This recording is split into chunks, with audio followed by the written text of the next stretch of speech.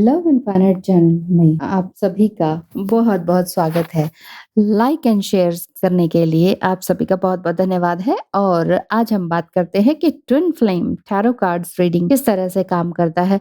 अगर आप twin flame reading करवाना चाहते हैं टैरो कार्ड्स के माध्यम से, तो ये किस तरह से काम करता है, जो भी कुछ आप जानना चाहते हैं आज इस वीडियो में टैरो कार्ड्स के थ्रू ट्विन फ्लेम रीडिंग के बारे में मैं बता देती हूँ। इस तरह से कि ट्विन फ्लेम्स एक एनर्जी है जो कि divine feminine and divine masculine energy को रिप्रेजेंट करती है। ठीक है, जो भी क्वीन के कार्ड्स आते हैं वो आपके डिवाइन फेमिनिन एनर्जी को रिप्रेजेंट करते हैं, एंड जो भी किंग्स के कार्ड आते हैं वो आपके डिवाइन मैस्कुलाइन की एनर्जी को रिप्रेजेंट करते हैं। ठीक है, और जो भी आपके कोर्ट कार्ड्स होते हैं king, queen, knights and pages के, ये सभी कार्ड्स आपके कनेक्शन को दर्शाते हैं। और अगर धीरे धीरे आगे बात करें कि आप ये जानना चाहते हैं कि कैसे जाने कि टिपिकल कार्ड ट्विन फ्लेम के लिए कौन सा है, तो वो है two of cups and the lovers card. The lovers card twin flame को दर्शाता है, टू ऑफ कप्स भी ट्विन फ्लेम जर्नी के एक दूसरे के सोल कनेक्शन को, या पास्ट लाइफ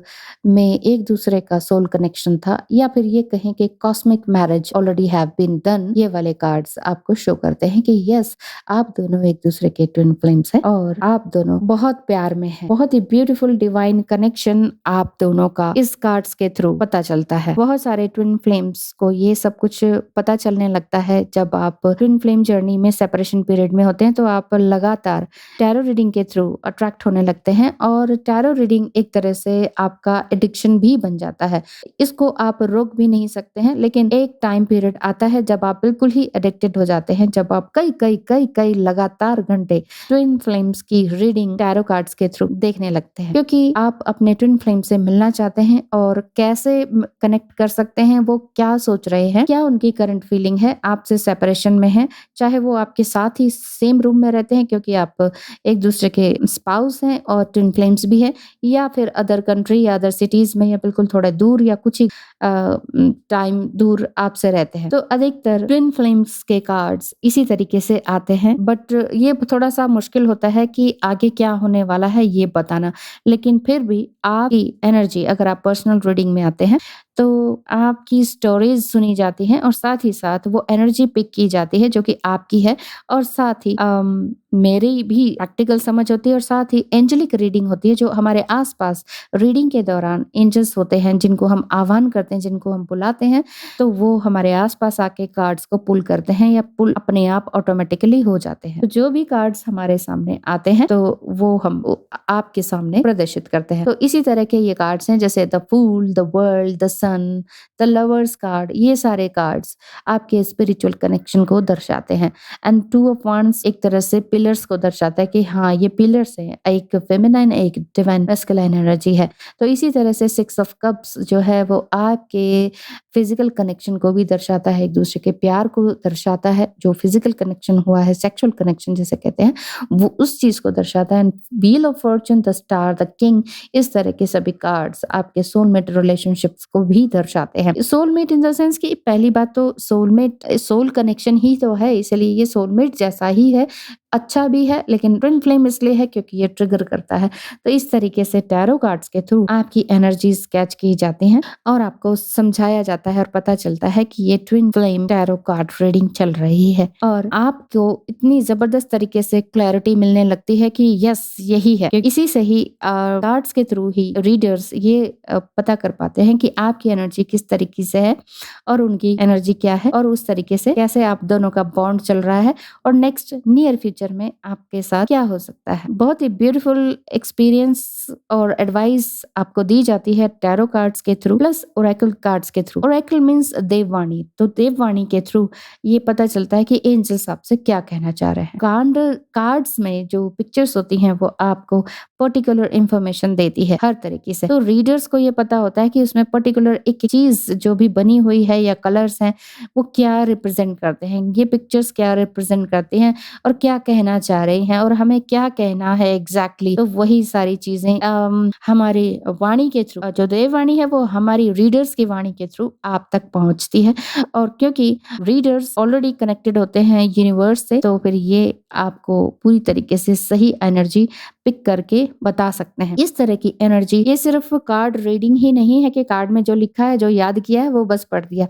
ये एक तरह से इस तरह की एनर्जी है जो कि आपकी इंट्यूटिव एनर्जी को दर्शाता है। कार्ड रीडर्स अधिकतर ढेर सारा पेनफुल जर्नी से निकले हुए होते हैं, साथ ही इंट्यूटिव भी होते हैं, बचपन से ही अलग थलग होते हैं, तो उनके अंदर इंट्यूटिव पावर बहुत अच्छी तरीके से डेवलप हो जाती है।